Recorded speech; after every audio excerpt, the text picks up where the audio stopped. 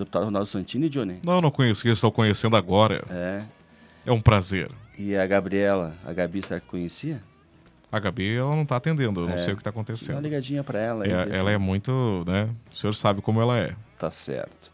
Deputado Santini, seja muito bem-vindo nos estúdios 2 da Rádio Vacaria News. Bom dia, Marcos. Bom dia, nossos ouvintes. Só um pouquinho, deixa eu ver se está ligado.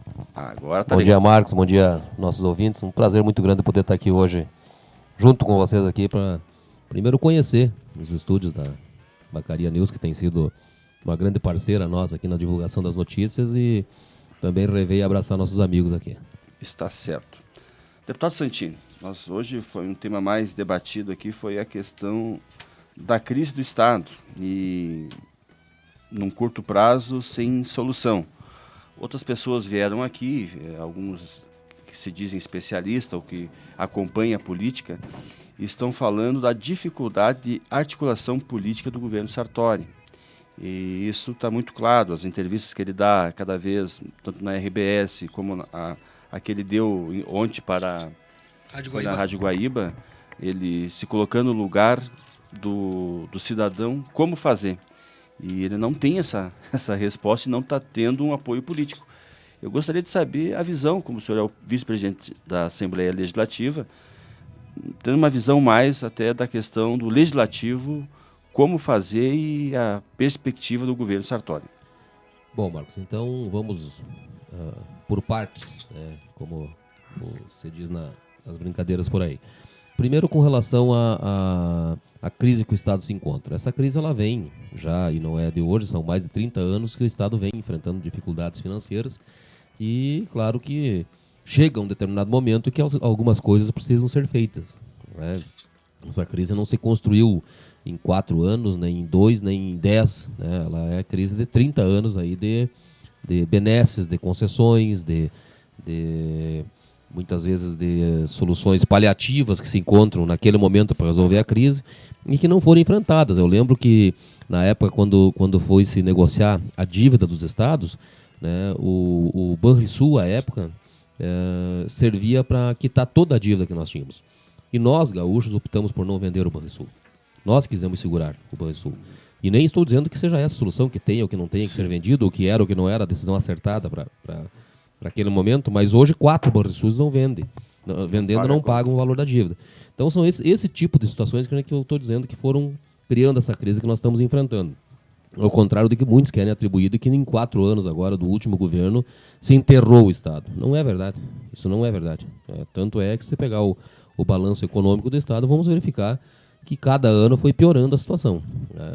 Com relação à falta de apoio político do governo Sartori, eu quero discordar de quem defende essa ideia. Ele tem uma ampla maioria na Assembleia. Ele construiu uma maioria de partidos aliados que o assegura que altere tudo aquilo que ele precisar. O que talvez esteja faltando é convicção na sua base. Mas base aliada para isso ele tem. Ele tem voto suficiente, inclusive, para aumentar os impostos, como estão propondo aí os setores da Secretaria da Fazenda. Então não é apoio político que está faltando. E o senhor acha que passa... Qual o sentimento, deputado? Olha, é um tema pesado. É um tema pesado. Nós temos que admitir que ninguém quer e ninguém gosta de pagar imposto. A nossa bancada, a bancada do PTB, tirou posição contrária ao aumento do imposto. Até porque nós temos outras alternativas que nós estamos sugerindo ao governo, que poderiam minimizar essa crise, que poderiam dar segurança e dar estabilidade aos servidores públicos do Estado, que poderiam evitar que essa crise estivesse acontecendo, né? E aí dizem, mas essa é paliativa. É paliativo, mas negar alimentos àqueles que estão esperando o seu salário é quase que criminoso. Então, se é paliativo ou não é paliativo, né, eu prefiro que seja paliativo, mas que não deixe esses servidores tendo que decidir se pagam aluguel ou se compram comida. Se pagam a mensalidade da escola ou se pagam a energia. É uma situação muito difícil que enfrenta o servidor, essa insegurança, essa guerra de terror que estão passando para os servidores públicos do Estado.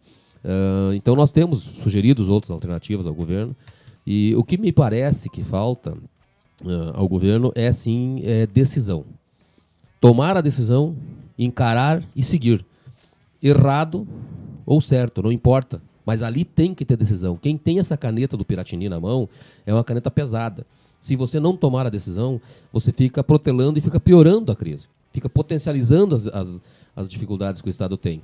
Então, a minha opinião, se eu lá estivesse na parte da base do governo, era que se sentasse com todos os setores e se propusesse uma série de medidas, porque não é só o aumento de imposto que vai resolver a situação do Estado. Pelo contrário, eu estou dizendo, e vou afirmar aqui mais uma vez, que o aumento de imposto vai piorar a situação do Estado.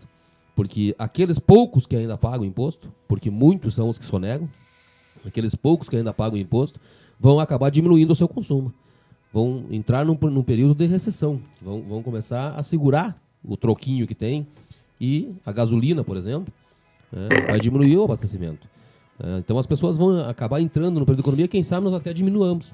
É o chamado peso morto, que daqui a pouco até uma diminuição de impostos, daqui a pouco poderia arrecadar mais, porque as pessoas consumiriam mais. Esta é a minha tese. Eu tenho defendido nos setores do governo que se faça uma proposta, um pacto com o Rio Grande. Vamos fazer um pacto com o povo gaúcho. Vamos reduzir a carga tributária para 12%. E vamos cobrar de todos. Termina-se as isenções fiscais até que o Estado encontre o seu rumo. Seja por 1 ano, seja por 2 anos. E não vamos dar calote naqueles que já têm a isenção fiscal concedida. Se você tem 5 anos de isenção fiscal concedida, eu faço uma proposta a você. Abra mão 1 ano dessa isenção e ganhe lá na frente 1 ano a mais. Vamos prorrogar só esse prazo. E vamos tirar esse Estado do buraco. Nós temos hoje uma estimativa que 40% do que o Estado arrecada hoje esteja em isenções. Ou seja, 60% recolhe, 40% tem isenção. É muito dinheiro. Fora a sonegação. Eu, agora de manhã, ainda tive um episódio que aconteceu conosco, que me irritou muito, e que tem sido uma prática na minha vida, em todos os lugares que eu chego. Ao chegar numa lanchonete de um posto de gasolina para fazer o lanche da manhã, na chegada, pedimos uma nota ao caixa, acabou de estragar a minha impressora. Ah, você está sem impressora no caixa? Eu estou sem impressora, mas acabou de estragar. Mas só um pouquinho. Aí eu apertei, ele se assustou. Não, na verdade estragou ontem a impressora. Mas e você não tem um talão de nota manual? Eu acho que tenho, deixa eu procurar. Procurou, em 10 minutos apareceu o talão de nota. Quer dizer, quantas notas passam ali pela aquele caixa, e quantas pessoas passam ali que não emitem nota? E a gente percebe claramente que, na verdade, aquilo não é estrago de impressora, nada, aquilo é golpe. São golpistas que estão aí instalados na cidade, que faturam milhões em caixas de lojas, de supermercados, de situações, e que não recolhem o imposto. Mas não recolhem porque a taxa talvez esteja muito elevada. Quem sabe se nós propuséssemos que se baixasse para 12% e todo mundo pagasse. Quantos negócios não são feitos por causa da alta de impostos? Quantas empresas vão embora? Deixam de serem feitos.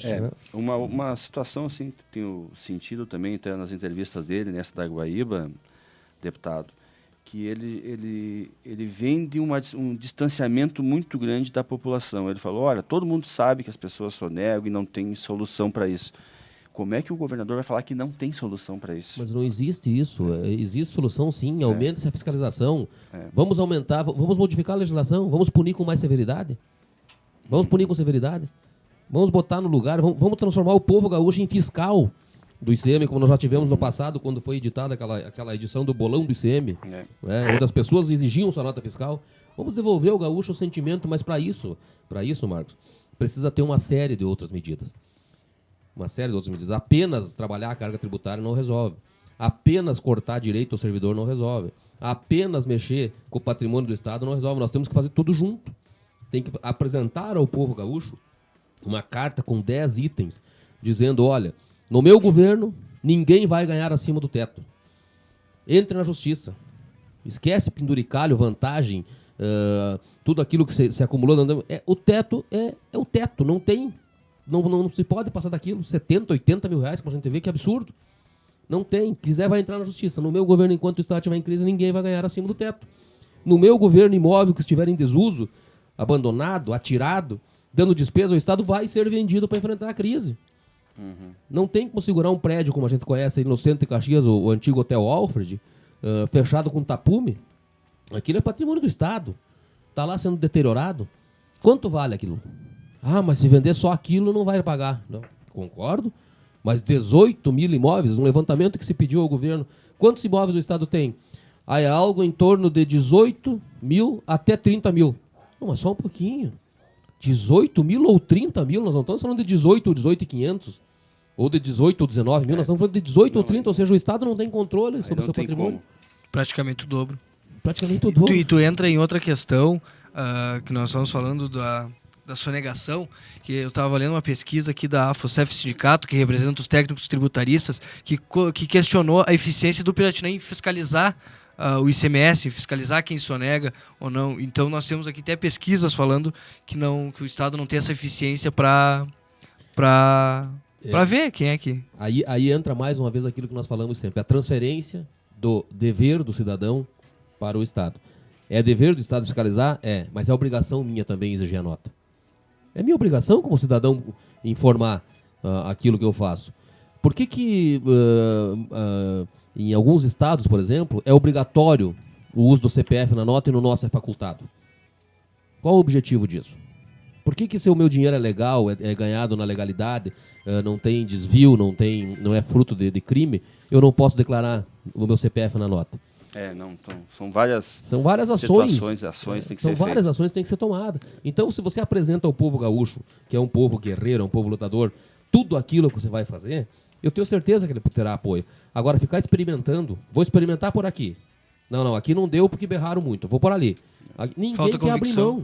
E até como eu estava comentando aqui com o pessoal, um dos grandes problemas do governo é que ele não mostra um plano. Ele não tem um plano, tá ruim hoje, mas em 2 anos, em 3 anos vai estar bom. Então parece que o governo realmente está perdido. Se você apresentar ao povo gaúcho um plano para 20 anos, por exemplo, nós temos aqui uma série de empresas que são sobre o poder do Estado que estão sendo questionadas a sua extinção ou a sua venda. São empresas que estão prejuízo, são empresas que dão lucro, são empresas que têm patrimônio, são empresas que não têm, mas são empresas. Sim. São um patrimônio que nós temos aqui. Estima-se que hoje nós tenhamos aí de empresas rentáveis, que são aquelas que têm ainda solidez, algo em torno de 25 bilhões de reais em patrimônio. A nossa dívida com a União, no Estado. A nossa dívida com a União hoje é 50 bi. Será que a presidenta não aceitaria uma proposta desse Estado de federalizar esses serviços? De assumir, por exemplo, uma companhia rio-grandense de mineração? São 2.800 bi. Uma Sulgás. Até mesmo, quem sabe, um banco, uma Corsã, uma CE distribuidora, CE geradora, transforma isso em patrimônio federal, federaliza, não venda para iniciativa privada, não prejudica o servidor, transforme em serviços federais, aceita esse patrimônio que é rentável e nos faça um acordo de contas, um encontro de dívidas, como a gente faz na nossa vida privada, quando está em situação de insolvência. Eu não tenho dinheiro para te pagar, eu não vou te pagar essa dívida. Então eu tenho isso aqui, aceita. Patrimônio ali. Fazemos um acerto aqui, toma aqui, vamos lá, acerta aqui, encontra o meio termo e tira essa carga pesada. Esquece, renegociação de dívida com a União não vai acontecer. São 27 estados da federação que estão em dívida com a União, ela não vai privilegiar os gaúchos. Deputado, o senhor acha que a entrega para a iniciativa privada de algumas estatais estão a caminho? Com certeza, do jeito que está indo, estão a caminho. Está a caminho.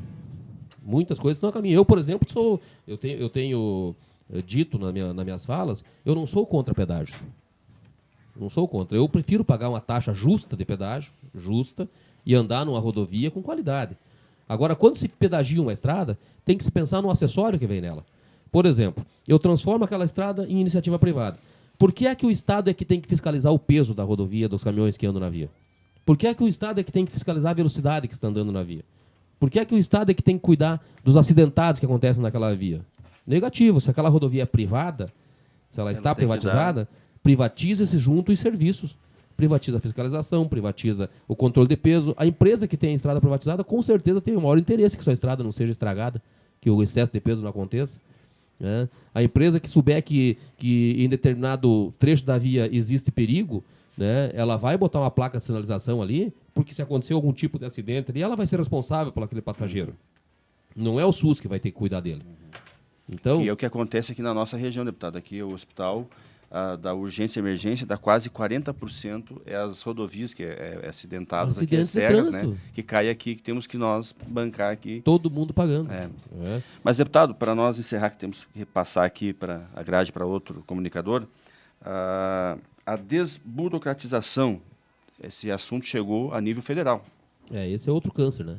Esse é outro câncer que tem consumido, tem atrasado o desenvolvimento do nosso país, tem transformado muitas exigências em facilidades compráveis depois, né? Então, o nosso objetivo agora, fomos convidados a presidir esse debate em nível nacional, fomos eleitos pelas 27 Assembleias Legislativas do país para comandar essa discussão junto ao Senado Federal. Semana que vem estaremos instalando a comissão lá no Senado, junto com o senador Blairo Maggi, e teremos um colegiado com 27 parlamentares, um de cada Assembleia, e a ideia é que nós enfrentemos isso de forma conjunta, agora, diferente do que foi feito no passado, quando o ex-ministro Hélio Beltrão tentou criar o Ministério da Desburocratização, agora utilizando as ferramentas da modernidade, utilizando os meios de comunicações mais ágeis, né, para que a gente possa, à medida que formos encontrando soluções lá, decide-se um determinado procedimento lá nessa reunião do Senado, as 27 assembleias entrarão ao mesmo tempo com o mesmo projeto para que possamos enfrentar nos estados também. Que bom. Essa é uma boa notícia. Ideia. Isso é uma boa notícia. Deputado, quer deixar algum recado? Olha, quero apenas tranquilizar a todos aqueles que acreditarem em nós que desse deputado não vai sair voto favorável para o aumento de imposto, porque acho injusto onerar mais uma vez aqueles poucos contribuintes que pagam, se nós não trabalharmos a fiscalização, o combate à sonegação, o pagamento das dívidas daqueles que não pagaram, que devem e que estão com a dívida lá no Estado, e o conjunto de ações que tem que ser tomada, porque aumentar imposto simplesmente para resolver o momento que nós estamos vivendo não é a solução. Está certo. Falamos aí com o deputado Ronaldo Santini, vice-presidente da Assembleia Legislativa do Partido Trabalhista Brasileiro. As nossas portas estão sempre abertas para o senhor e para outros seus colegas também lá na Assembleia. E o programa está chegando ao final. Voltamos amanhã com mais uma edição do programa Manhã Total, aqui nos Estúdios 2 da Rádio Vacaria News. Tenham todos um bom resto de dia. Tchau.